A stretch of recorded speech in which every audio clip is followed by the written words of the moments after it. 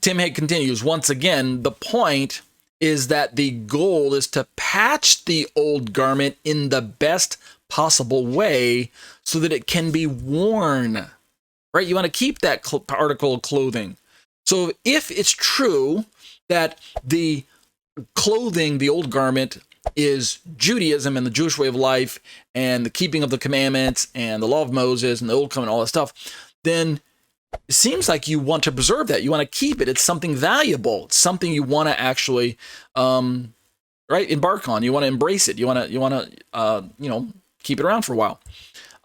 Tim says, it surely is not the point of our master that the old is worn out and needs to be discarded. That last sentence about being old and needs to be discarded, that's the part of the allegory of the parables, which the word parable is supplied by Luke. That's the part of the allegory that is extra to the parables themselves. Yeshua never says these need to be thrown out, at least as far as I can tell. Let's look at Matthew real quick. Let's see. Old unshrunk cloth, old garment, past tears away, the garment worse tears made. Nope, doesn't say anything about throwing out there. Let's look at Mark. Starting verse 21. No one sews a piece of unshrunk cloth to an old garment. If he does, the past tears away from it, the new from the old, and a worse tear is made. Okay, nothing about throwing out the old garment there either. Let's look at Luke. Luke chapter 5. By the way, Mark was Mark chapter 2, starting at verse 18. Luke is Luke chapter 5, starting at verse 33. We drop down to verse 36. No one tears a piece from a new garment. In this one, there's a little more detail. Tearing a piece from a new garment and putting it on an old garment. Right? That's kind of odd. Why would you tear from a new garment and put it on an old garment? Anyway, it's almost like you're ruining a new item to patch up an old one. But oh well. If he does, he'll tear the new, and the piece from the new will not match the old. Okay, it doesn't say anything about throwing out the old one there either. So Tim's making a very valuable point. Let's go read that last sentence once again. It's surely not the point of our master that the old is worn out and needs to be discarded.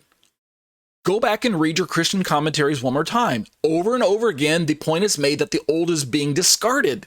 The old is Judaism. The old is the old way of life of keeping the commandments. The old is the Old Testament. The old is the law of Moses. The old is the old covenant. The old is the people of Israel.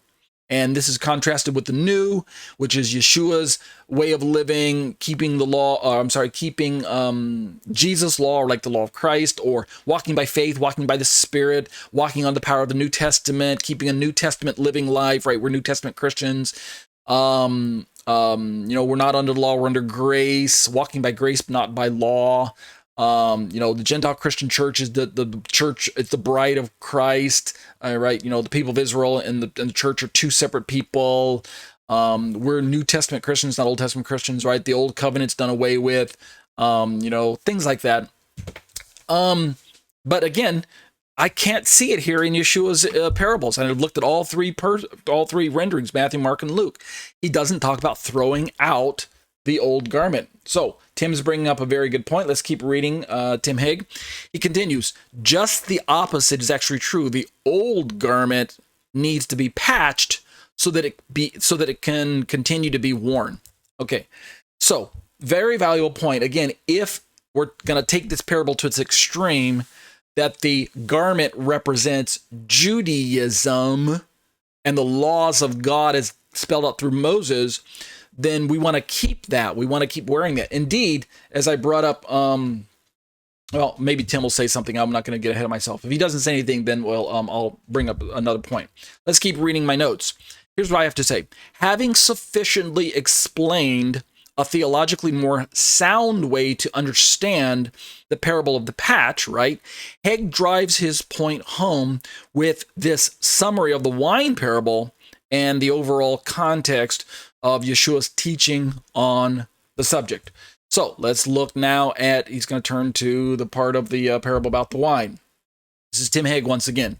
He reads, quote, the contrast is not between old wine as that which is unwanted and new wine as that which is now desirable. All right, let's pause again. According to traditional, historical, Christian interpretations, which are basically an allegory based on the parable. We're studying Matthew chapter 9, 14 through 17. This study is entitled, Are Judaism and Christianity Incompatible with One Another? Short title is Judaism v. Christianity, or if we want to get shorter than that, JVC, right? You remember JVC? The old, I don't know, do they still make JVCs? Is that, I think it's like a radio brand, not radio, yeah, radio. You can, like a little boom box or a little radio or stereos, right? JVC. If you're old enough to remember the days when LL Cool J, that rapper, came out with one of his first raps, right? My radio.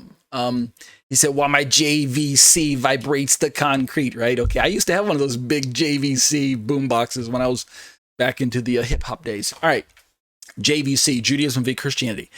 If the allegory is accurate, and these elements in the allegory and the parables actually do represent the elements that Christianity says they do, which I'm not saying they do.